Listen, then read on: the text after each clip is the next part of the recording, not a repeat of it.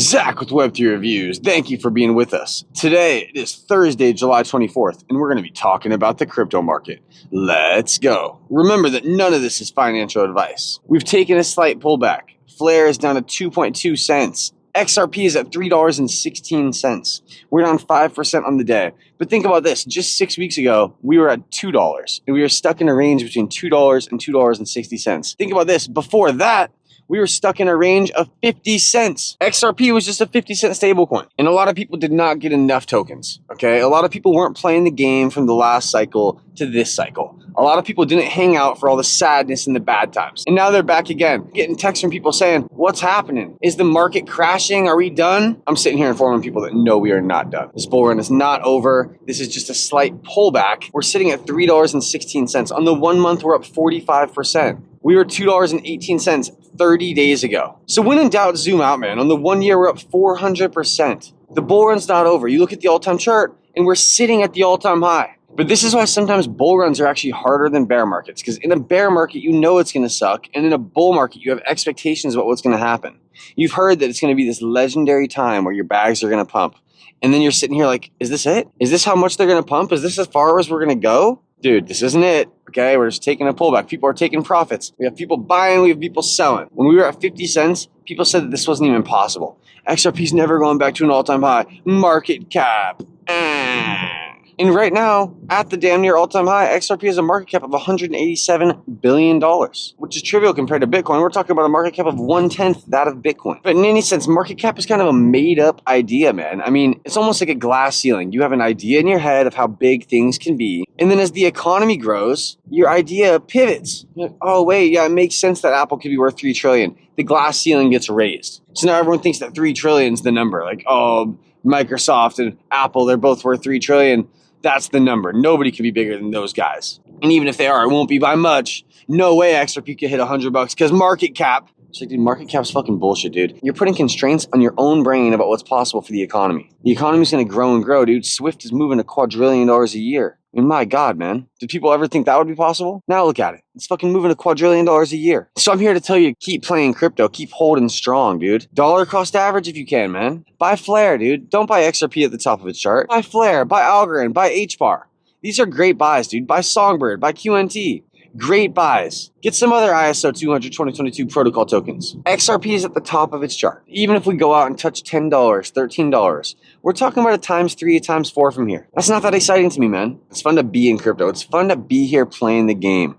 You know, to have some hopium, it's good, man. What do you want to do? Be fucking pessimistic about life, dude? Oh, I'm just going to work my job 9 to 5 forever, and hopefully I'll have enough in my Social Security and my 401k to retire by the time I'm 70. If they don't raise the age. Ben Shapiro says we should work till we die. Hopefully they even let us retire. And we know Social Security is the biggest scam ever. People have counted up how much money they've put in, and they've then run the numbers. If they just would have put that money in the S&P 500, they're like, dude, I would have way more money. How did the government mismanage these funds so bad? And there it is, bro. Now we're starting to learn. The government mismanages everything. You guys ever been to the fucking DMV? It sucks, dude. Man, and they want government-run grocery stores, dude. Bro, I got a buddy who's from Ukraine, but when it was Russia, he's from the USSR, bro. He moved to America, and he tells harrowing stories. You ask him what he thinks about the democratic movement today, and he says, what the fuck are we doing, bro? We're getting closer and closer to what my communist country used to be. And he would tell stories about government grocery stores, man, and he would say, yeah, you didn't have to spend your money there. Your money was no good at the government grocery stores. Instead, they would give you coupons, but you were only allowed to buy so much stuff with those coupons. This guy had never seen a banana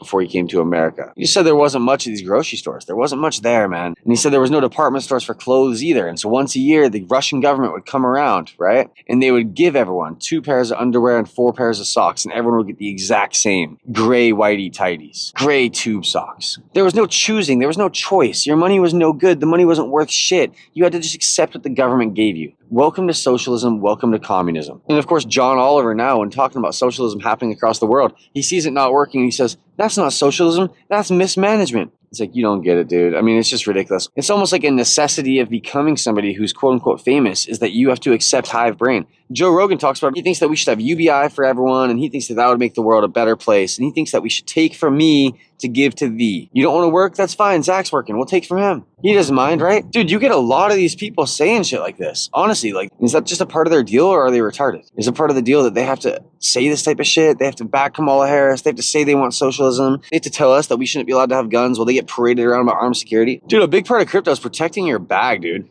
Protect your bag. That means protecting it from people who are going to break in and try to steal from you. Dude, that means protecting it from hackers. You got to be on top of your game if you're going to survive this crypto shit. I've been here for 8 years, man. I can't even begin to tell you all the bullshit that I've survived, dude. Fucking Celsius, BlockFi. Dude, you name it, bro. I've survived some fucking bullshit here, man.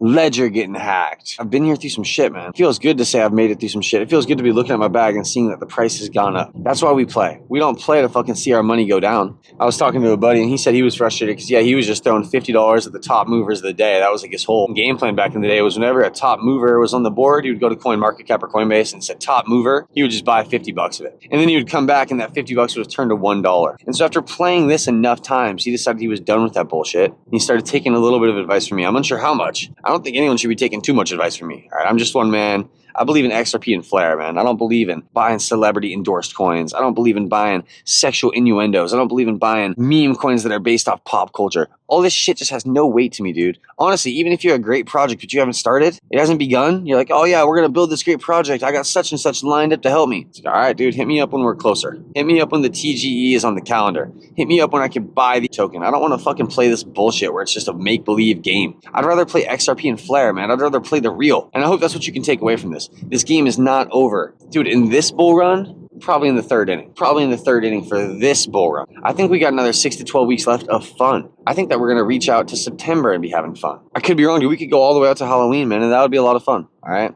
We're in for some fun, dude. But if you can't make it on these little pullbacks, we're on the 1 month, we're still at 400%. And you look at the price of XRP, we're still above $3.15. You look at the price of Flr, we're above 2.2 pennies. And the people who are freaking out, you're just like, oh yeah, dude, you're new. Understand how to play this game, dude. You're watching the tide go out and you're watching the tide roll back in. You're like, what the fuck's going on, dude? Why are we experiencing so much volatility? Like, dude, just fucking hold strong, man. Just hold strong. And if you're not going to do any research and hang on for 8 years, just hold strong. You want a whole spiel? I had somebody else ask me, what's happening with the market right now? It's like, dude, if you're not tuned in, bro, you think it's just a magic one-off? Asking me why the market pumped on one day. Like he hasn't been watching the overall landscape go from when Biden was ending his time in office and the market starting to move up, Jerome Powell giving rate cuts then, to now the market being primed to go up and Jerome Powell giving no rate cuts.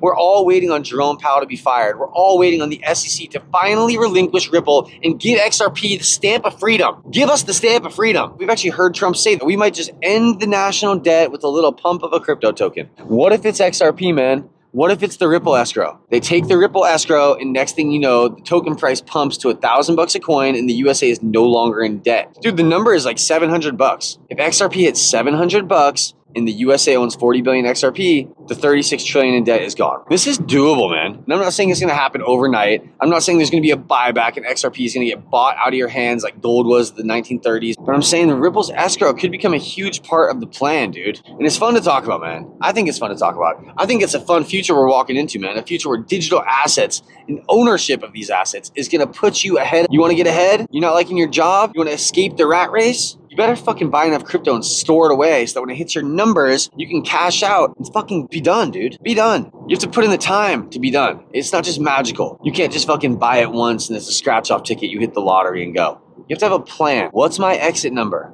How many tokens do I need to hold so when it hits this price, I can sell it, take profits, pay taxes, pay my debts, and then have enough money to move on? Hitting an exit in this game can be hard, man, because you can only cash out 10K at a time. So you got to ask yourself, what are you going to do? You going to exchange for stables? You going to exchange for USDT, USDC, RLUSD? What are you going to do? I'm interested to hear your guys' exit plan. Me, I'm a long-term holder of XRP. I'm going to be on that top 10 rich list forever. Same thing with Flr, man. I'm going to be on that rich list. I'm going to be providing an asset to gain yield in the F Assets network. I have Flr as collateral for what I'm going to be putting on for F Assets. That's what's going to be what's needed here. And they're going to allow you to use a few different things as collateral. They're going to allow you to use stable coins. They're going to allow you to use Songbird, Flr. Who knows what else, man? But I'm excited to see it, dude. We're getting closer and closer every day. This audit has to be getting close to getting passed. Hugo said we're looking at mid-August, if not end of August, for when F Assets goes live for XRP. And then when's it going to go live for Bitcoin, Litecoin, and Doge? I can't wait, man. This bull run is not over. The sky is not falling. Calm the fuck down. It's like that scene in an airplane where they're slapping that lady and everyone's telling her to calm down, and the whole plane is lined up to smack her. And they're just shaking the shit out of her. And they're like, calm the fuck down. Calm down. That's how it is right now. I'm hyped up, man. It's Zach with Web3 Reviews. It's Thursday, July 24th. Hey, you know what? I'm taking Friday off tomorrow. There's not going to be a video tomorrow. Let's enjoy the weekend, man. Enjoy Friday. I'll be back on Monday with more. Thank you for being here. Hope you all have a great weekend. Until next time.